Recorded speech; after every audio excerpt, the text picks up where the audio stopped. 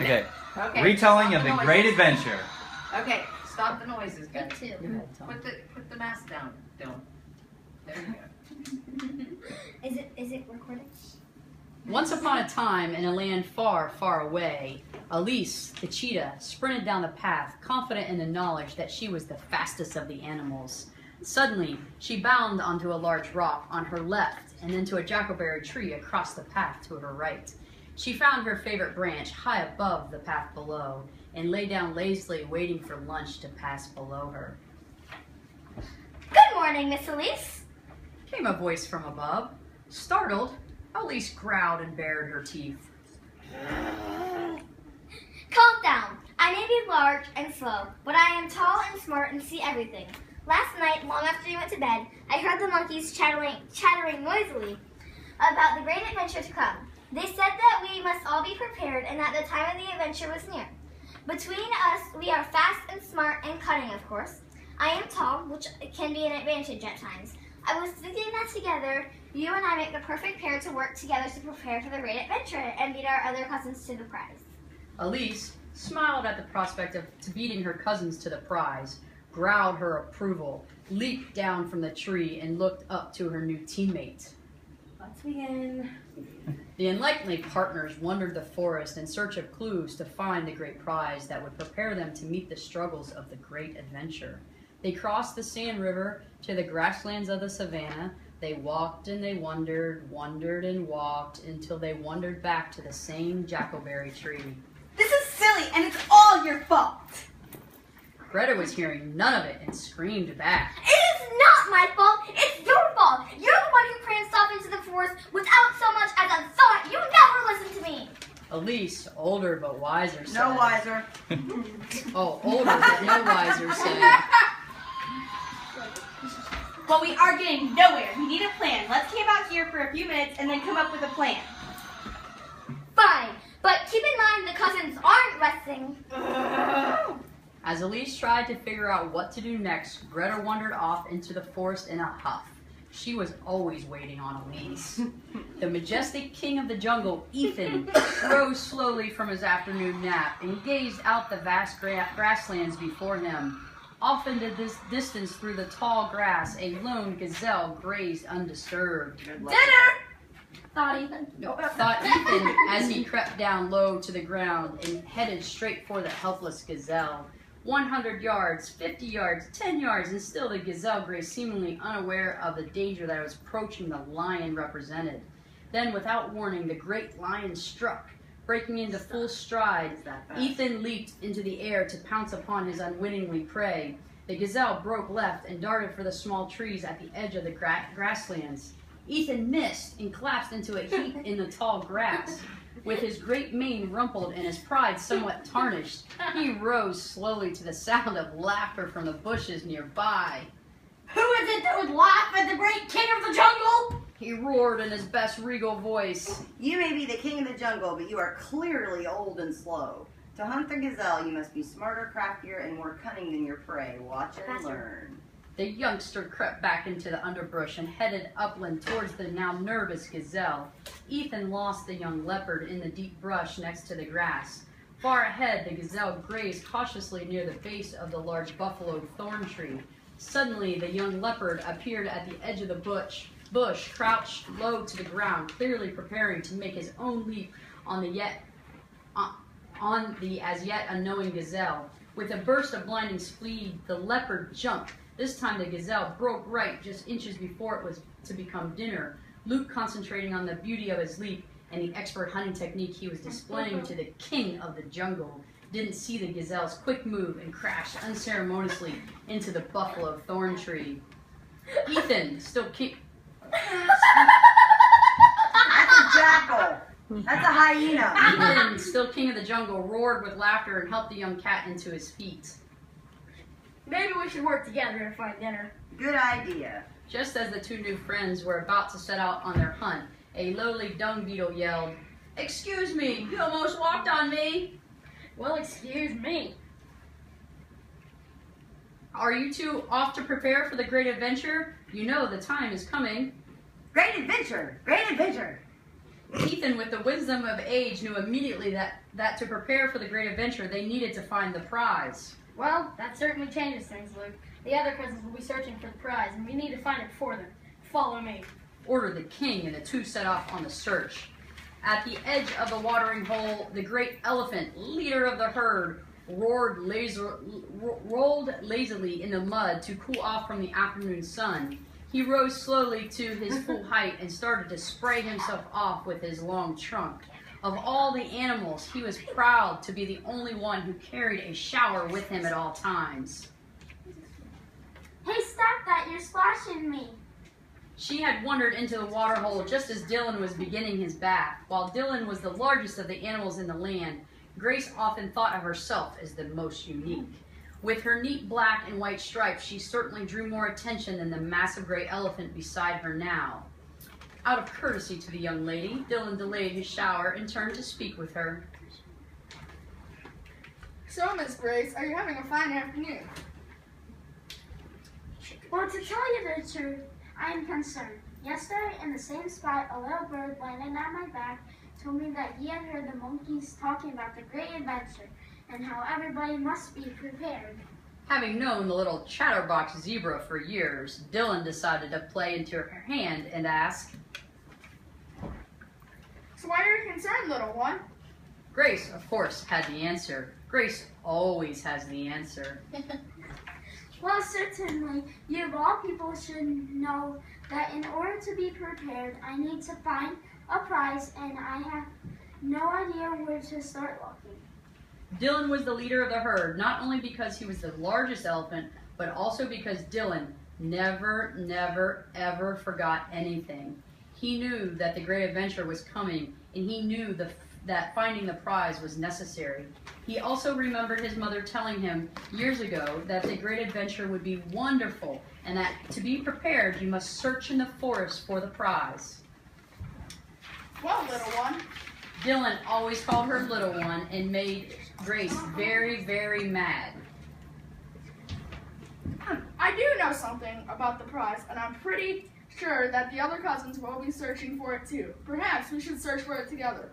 Grace simply smiled. That, of course, was what she wanted all along. Grace might be short and pretty with her black and white stripes, but she was also cunning like a fox. Raising a great hoof in Grace's direction, Dylan said, Step back, little one, and let me finish my shower, and then we'll set off into the forest and search of the prize. Grace fumed, but stepped back to let the great elephant finish. Okay, I am ready! Ready for what? Asked Elise, still confused, still focused on finding a plan. I am ready for any adventure. Oh no, not again! Spying the 3 large suitcases Greta was dragging behind her, What on earth do you have in there? Elise said, clearly frustrated with the young giraffe.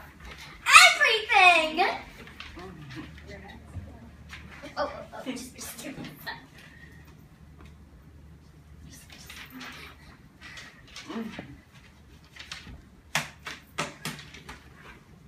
I packed my closet and everything from yours that I thought I might grow into. Hey, I have everything a young giraffe might need for a great adventure. Now we don't need to find the prize. I've got it all. Go back and put all that stuff away. You can't have what we need because you don't know what we need. We still need to find the prize, and I think I know where to get some help.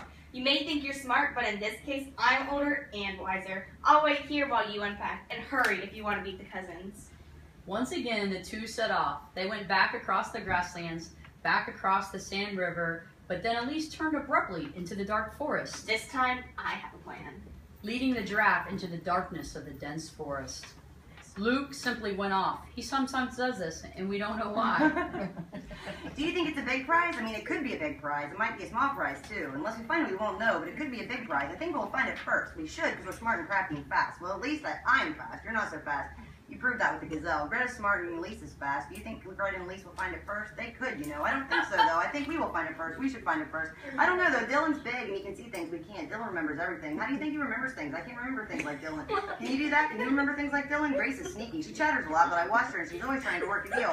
You know what I mean? Grace is nice and all, but we always seem to end up doing what Grace wants, even when we don't want to. Grace is sneaky and Grace is a chatterbox, but I think Grace is smart and knows exactly what she wants. Grace and Dylan might get the prize before us. Grace always gets what she wants.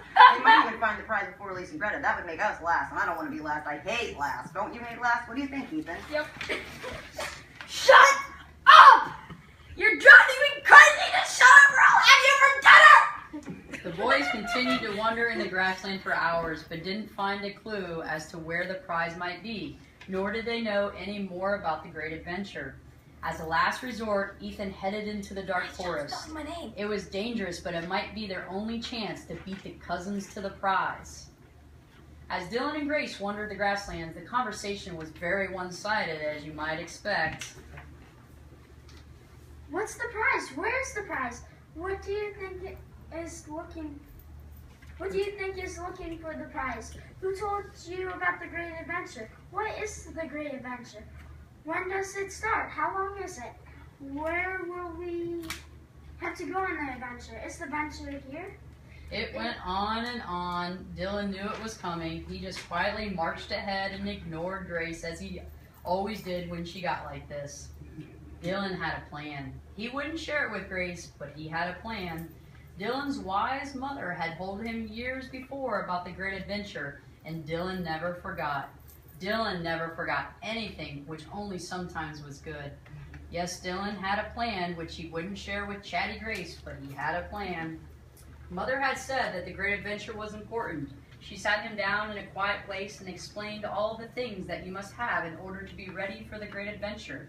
The adventure was far, far away, and the trip would be difficult, so it was important that you be prepared. She explained to him that while the prize that everyone would seek was important to the adventure, that it still wasn't enough to be prepared.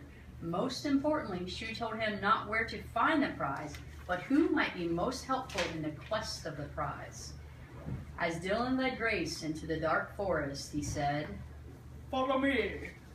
Although Grace didn't like the idea of going into the dark forest, she followed Dylan because she knew that Dylan had a plan. Once Ethan and the young leopard cleared the dense underbrush and stepped into the dark forest, the mood changed.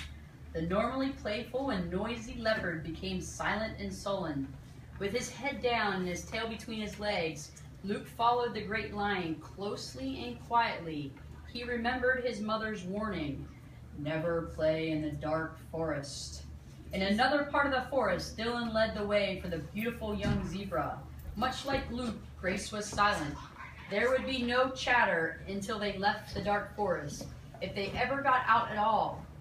Grace was well aware that her magnificent white stripes stood out in the forest, and she shook visibly with fear.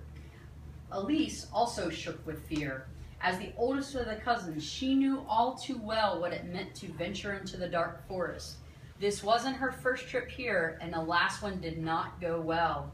Greta was out of her element, and it showed. She was not accustomed working her way around all of the tall trees and the dense brush of the forest. She understood that if danger appeared, she had nowhere to go. She was trapped. There was many paths into the dark forest, but they all led to the same place. Deep within the center of the forest was a large clearing. Only here did the sun shine bright. As the three groups of cousins approached the sunlight, the youngsters smiled. However, the older cousins knew better, and they grew more apprehensive. Within the clearing was the largest, oldest